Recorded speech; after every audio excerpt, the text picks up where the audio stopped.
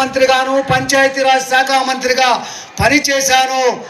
ఈ రాష్ట్రంలో ఎల్ఈడి బల్బుల నుంచి సిమెంట్ రోడ్ల వరకు అన్ని పనులు చేశాను. కానీ ఈ వ్యవస్థ మారడానికి విద్య అవసరం. ఆ విద్యా వ్యవస్థను సమూలంగా మార్చడానికి నాకు విద్యాశాఖ కావాలని కోరుకున్న శాఖ అదే. ఈ రాష్ట్రంలో నారా లోకేష్ గారు ఏ విధంగా కష్టపడుతున్నాడనే దానికి తల్లికి వందనం. ఆ రోజు జగన్మోహన్ రెడ్డి గారు ఒక కుటుంబంలో ఒకరికిస్తే ఈరోజు నారా లోకేష్ గారు కుటుంబంలో ఎంతమంది చదువుకుంటున్నా అందరికీ తల్లికి వందనం ఇస్తున్నాడు. జూనియర్ కాలేజ్ ప్రిన్సిపాల్ గారు చెప్తున్నారు, ఆ రోజు మేము బడికి పోవాలంటే నడుచుకొని వెళ్ళేవాళ్ళం. నేను కూడా ఈ స్కూల్లో 6వ తరగతి వరకు చదువుకున్నా. ఉంటారెడ్డిపల్లి నుంచి కంబదూరుకి నడుచుకొచ్చేవాడిని. ఆ రోజు మా కుటుంబం ఆర్థికంగా వెనుకబడింది. రైతు కుటుంబం. ఆ రోజు పరిస్థితి బాగాలేక, బట్టలు లేక, పుస్తకాలు లేక చదువుకోనికి ఇబ్బంది పడిన రోజులు గుర్తుకొస్తున్నాయి. కానీ నారా లోకేష్ బాబు గారు విద్యాశాఖ మంత్రి అయిన వెంటనే పిల్లలకి బట్టలు ఇచ్చాడు, షూ ఇచ్చాడు, బుక్స్ ఇచ్చాడు. ఈరోజు మధ్యాహ్నం భోజనం పెడతా ఉన్నాడు. ఇంకంతకన్నా ఏమి కావాలేను మనకని మాత్రం ఈ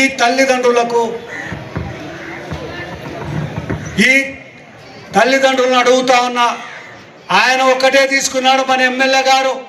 కులం లేదు, మతం లేదు, పార్టీ లేదు, పేదవాడు లేదు, ధనికుడు లేదు, అందరికీ ఇచ్చాడు. సైకిళ్ళు ఎక్కడ పడితే ఎక్కడ ఎంతమంది చదువుకుంటున్నా 9, 10 తరగతి వాళ్ళకి బాగుపడాలని ఇచ్చాడు.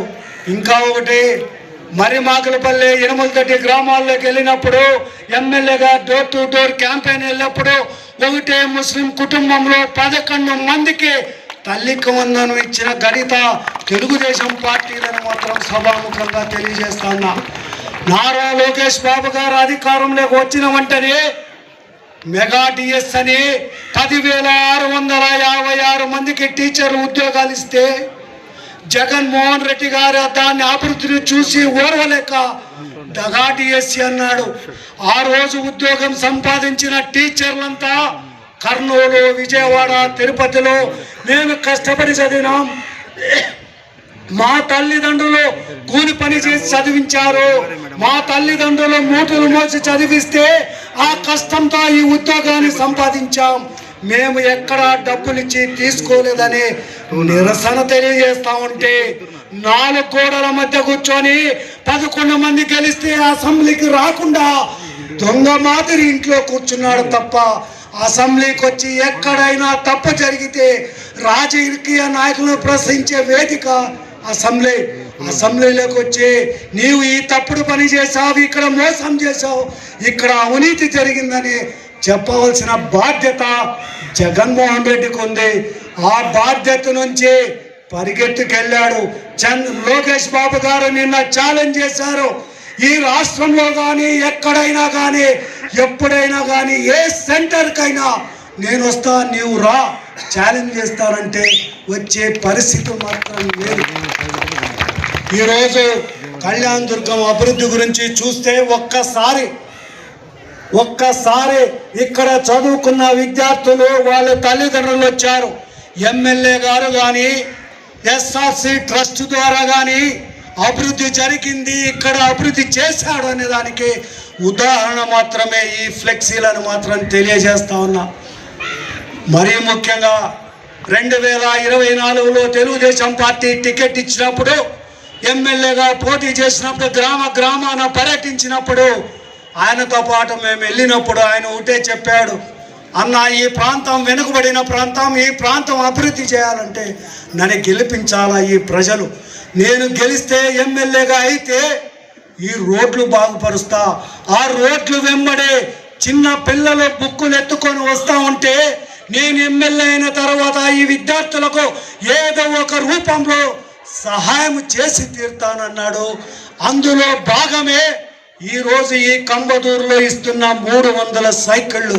ఆ బ్యాగులు చూసి, ఆ మూత చూసి వీళ్ళకు ఉపయోగపడేది ఏ విధంగా నేను ఉపయోగపడుతుందని తన ఎస్ఆర్సి ట్రస్ట్ ద్వారా తన కుటుంబ సభ్యులందరూ కూర్చొని చర్చించుకొని ఈ తాలూకాలో 7,300 సైకిళ్ళు ఇస్తున్నాడంటే అతను గొప్పతనాన్ని మనము ఒక్కసారి ఆలోచన చేయవలసిందిగా కోరుచున్నా.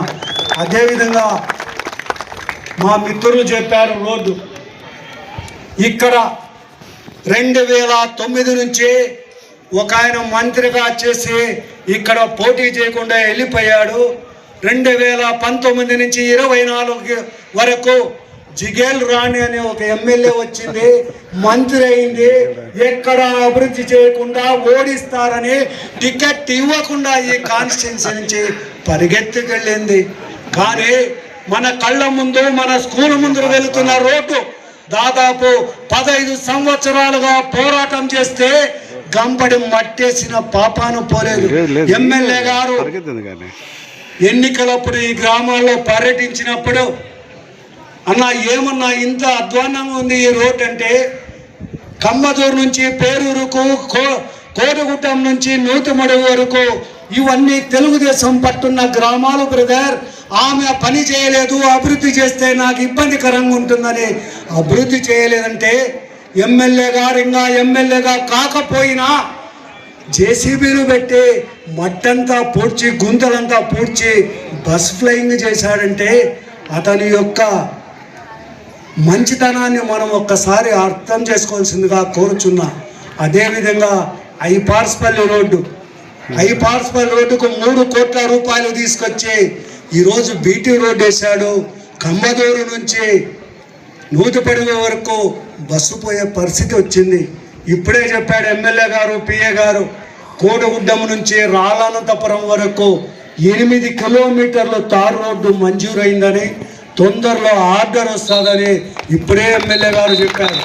అంటే అభివృద్ధి మీద, ఈ స్థానిక సమస్యల మీద ఎమ్మెల్యే గారికి అవగాహన ఏ విధంగా ఉందనేది ఒక్కసారి ఆలోచన చేయవలసింది. Hi friends, welcome to V36 news. మా ఛానల్ కి సబ్స్క్రైబ్ చేయండి.